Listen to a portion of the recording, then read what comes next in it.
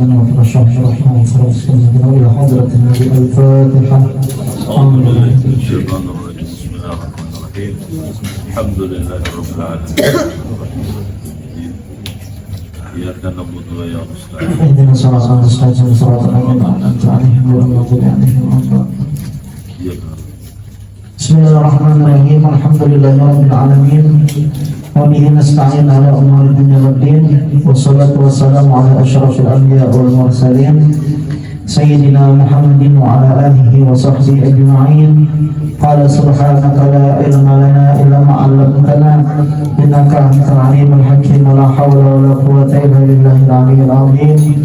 رب اشرح لي صدري ويسر لي أمري واحلل عقدة من لساني يفقهوا قولي وسدد لساني واهد قلبي لك سيدنا محمد صلى الله عليه وسلم وعلى آله وصحبه.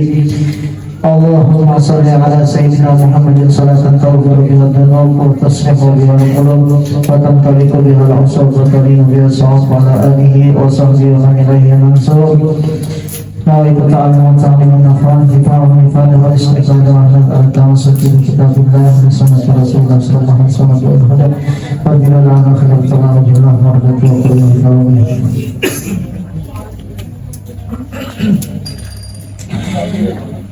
Pengantar penerbit.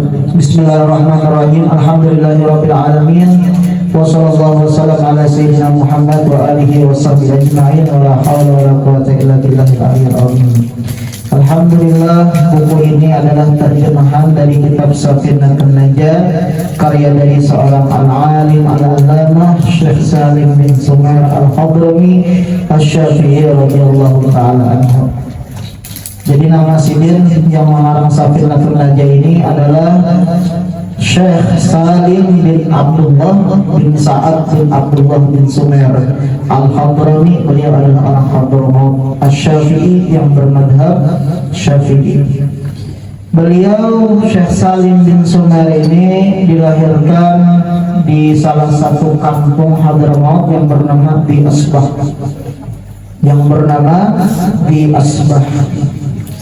Kemudian beliau belajar dan dididik langsung oleh ayah beliau yang bernama Syekh Al-Alim adalah Abdullah. Nama Abah Zain adalah Abdullah Salim bin Abdullah. Dan beliau akhirnya sempat berhijrah ke Indonesia, Syekh Salim bin Sumair ini, dan diwafatkan di salah satu kota yang ada di Indonesia, yaitu di Batavia atau yang sekarang dikenal Jakarta. Nah, beliau diwafatkan di Batavia atau yang sekarang dikenal dengan Jakarta. Adapun beliau wafat tahun 1270.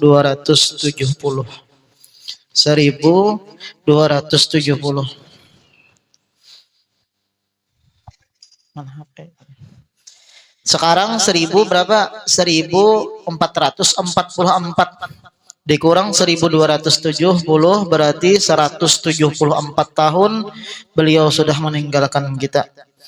Nah, tetapi beliau masih hidup di karangan-karangan beliau. Di antara karangan beliau adalah kitab yang akan kita kaji ini, yaitu kitab Safinatun Najah. Beliau menyusun kitab ini dengan susunan yang sangat mudah untuk bisa dipelajari oleh para pelajar. Makanya banyak di antara pondok-pondok yang ada di Hadramaut sana, wabil khusus di Tarim, kitab dasar yang mereka pelajari, kitab fikih adalah kitab Safinatun Najah ini. Jadi rata-rata tidak ada pondok di Hadramaut sana, wabil khusus di Tarim, wabil khusus lagi di Darul Mustafa. Mereka di antara kitab yang mereka baca, di antara kitab yang mereka kaji masalah fikih, yaitu kitab Safinatun Najah ini. Karena di dalam kitab Safinatun Najah ini banyak mempunyai keberkahan-keberkahan di dalamnya. Santri maupun orang yang baru mulai belajar ilmu fikih, bahkan kitab ini dipakai untuk buku dasar memulai belajar ilmu fikih di berbagai pondok pesantren di Indonesia. Bahkan di antara pondok di Indonesia juga ada yang memakai kitab Safinatun Najah. Buku ini memberi penjelasan kepada kita tentang hukum bagaimana cara kita bersuci, salat 5 waktu, salat Jumat, tentang jenazah, puasa, zakat dan lain sebagainya, yang kesemuaannya itu merupakan amal ibadah yang sehari-hari kita lakukan. Karena jar Nabi napa talabul ilmi faridatun ala kulli muslim. Menuntut ilmu itu wajib bagi tiap-tiap orang yang muslim. Maksud muslim di sini masuk aja bebinian. Jadi laki-laki bebinian wajib menuntut ilmu. Kemudian pertanyaannya, ilmu apa yang mereka wajib tuntut itu? Ilmu apa yang mereka wajib pelajari itu? Bukan seluruh ilmu. Yang mereka wajib pelajari itu adalah ilmu hal. Ilmu yang hendak mereka lakukan itu, ilmu keseharian itu. Yalah. Kita setiap hari melakukan sholat 5 waktu.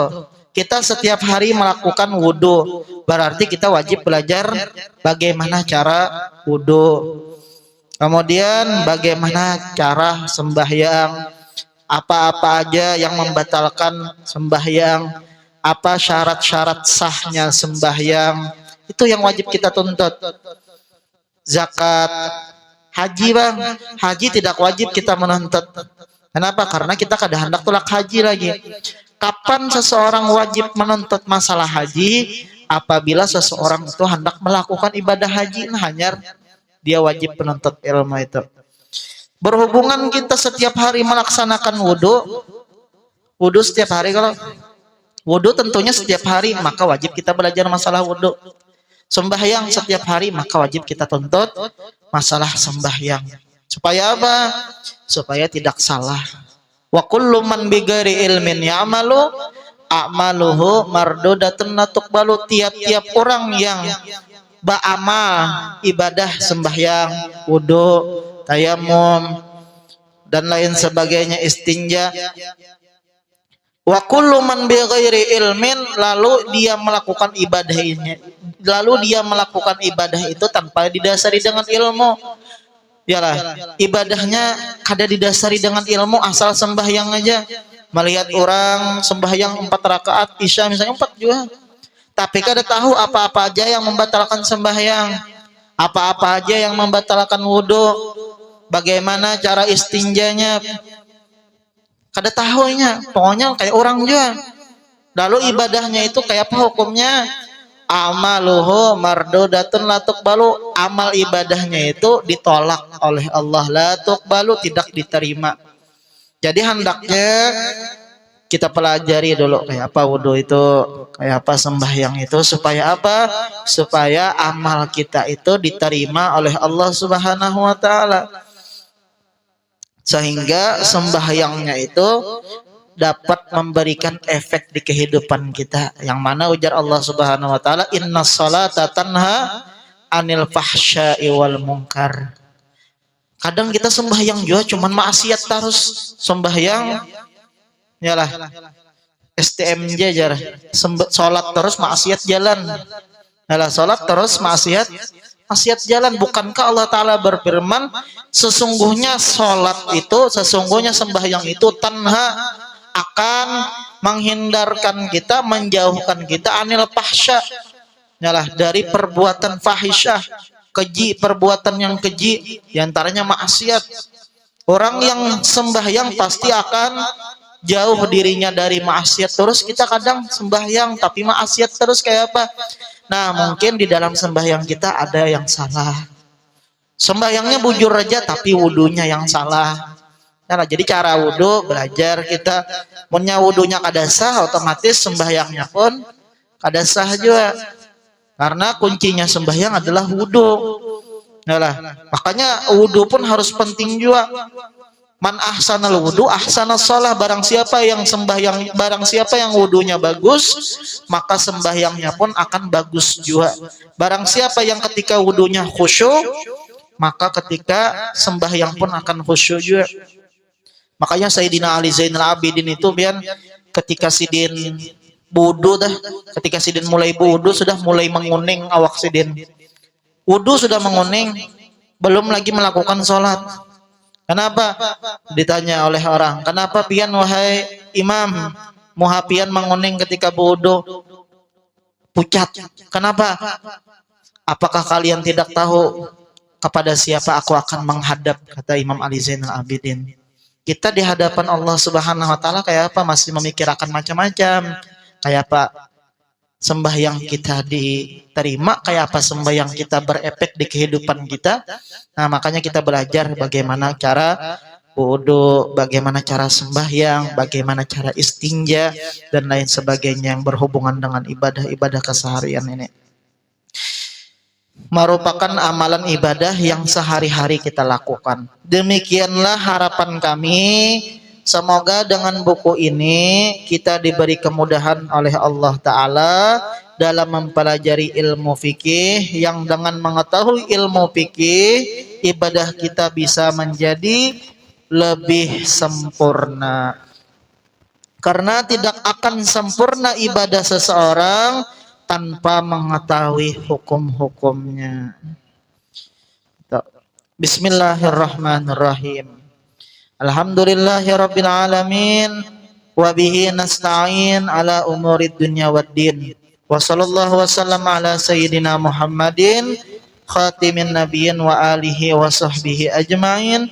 Wala haula wala quwata illa billahil aliyyil azim. Di sini musannif Syekh Salim memulai kitab beliau dengan bismillah. Kadang banyak kita lihat, bahkan 100% setiap kitab itu pasti dimulai dengan bismillah ya lah. Bismillah.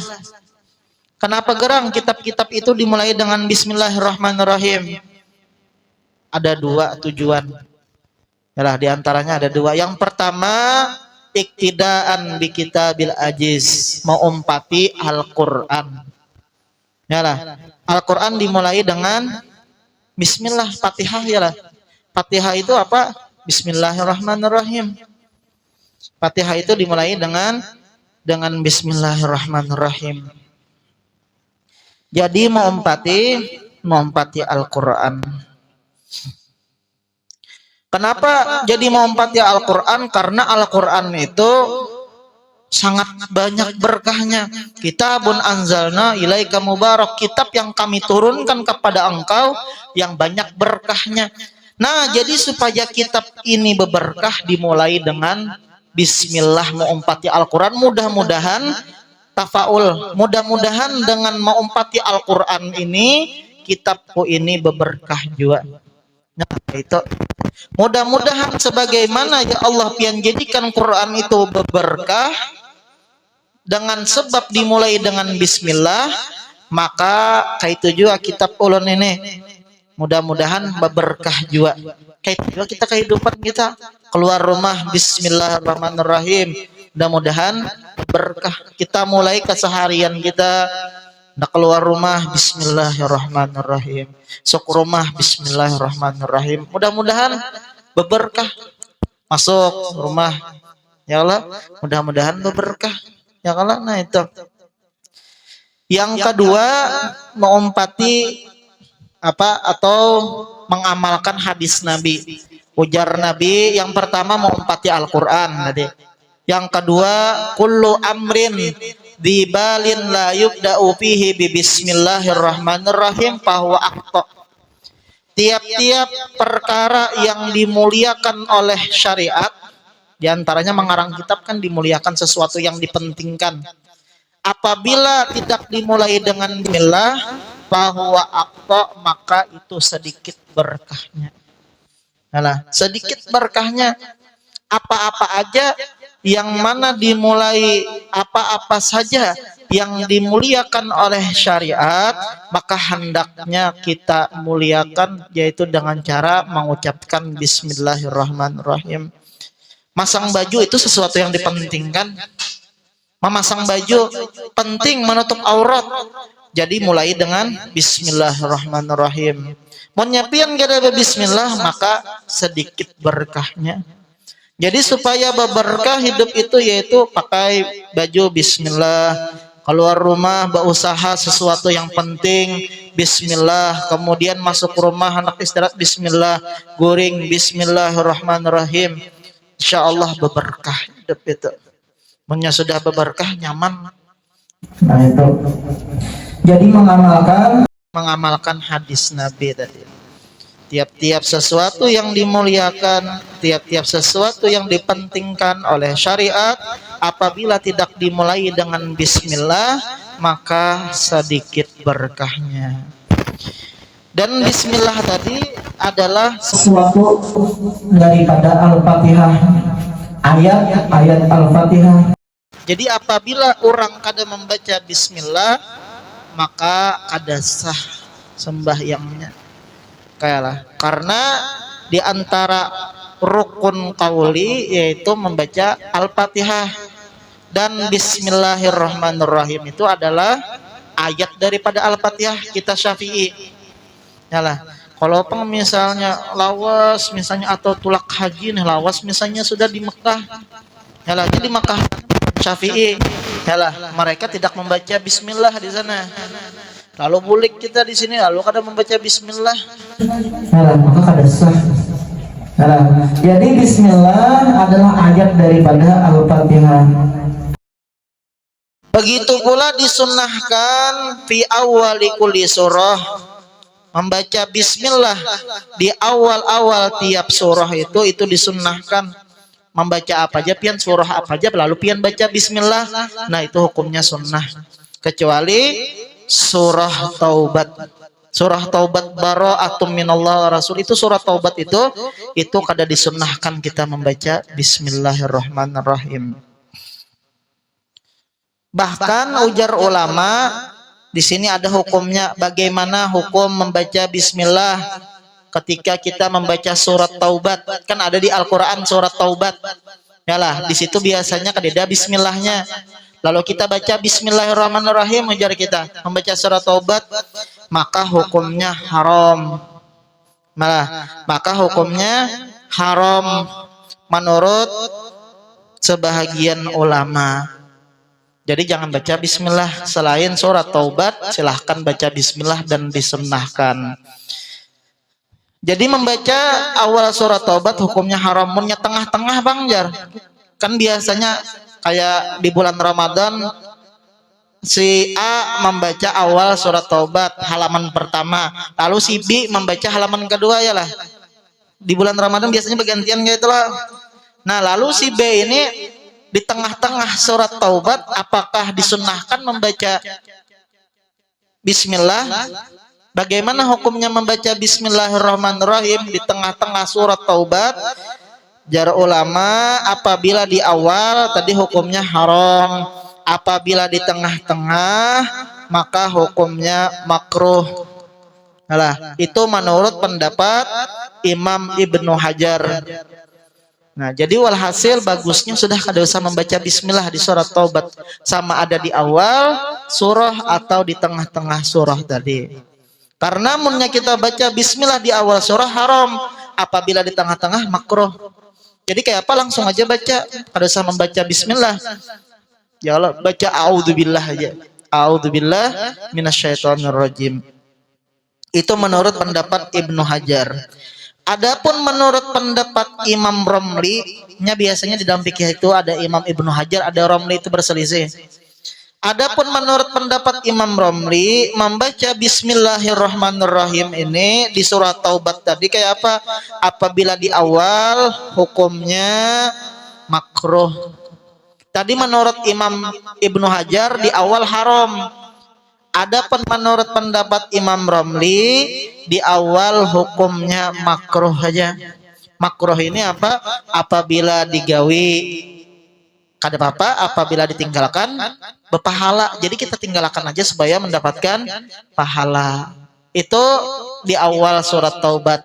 Apabila di tengah-tengah surat Taubat, menurut pendapat Imam Ibnu Hajar tadi makruh.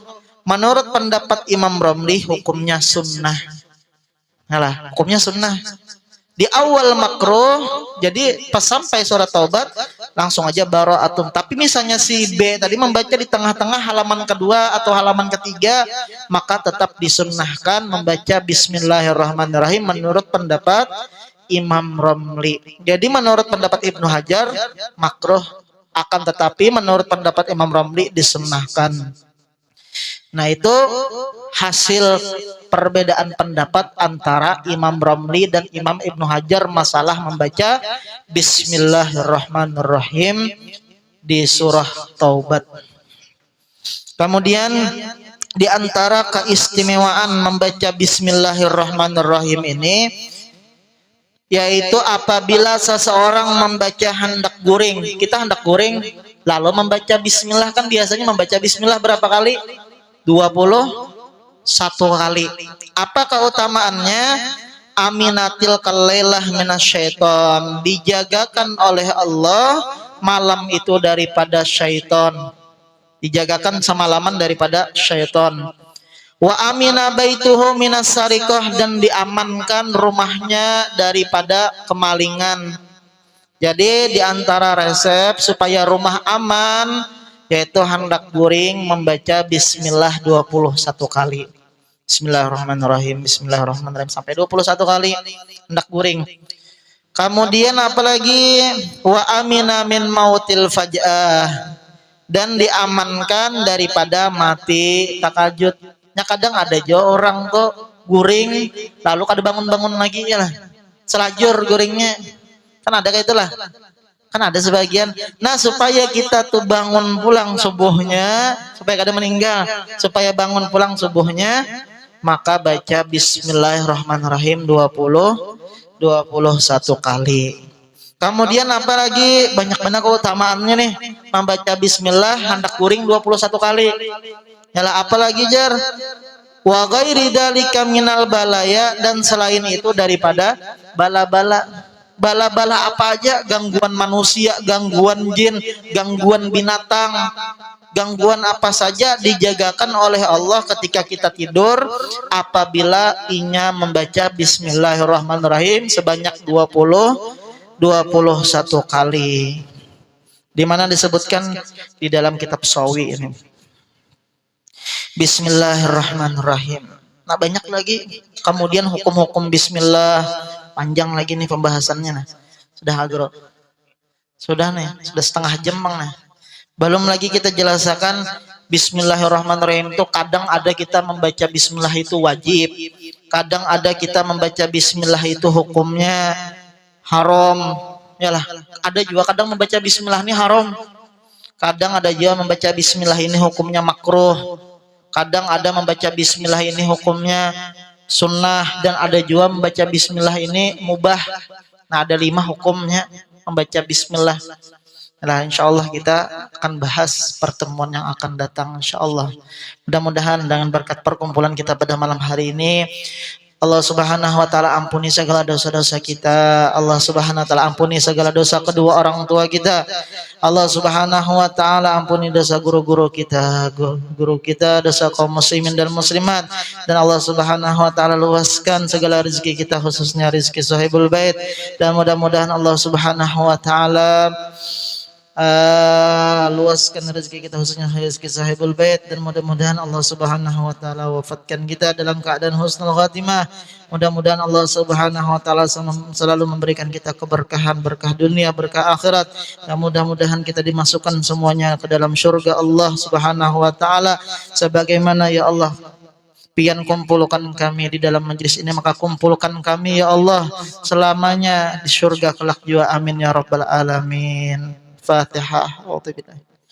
Bismillahirrahmanirrahim. Alhamdulillah. Rahmanir Rahim.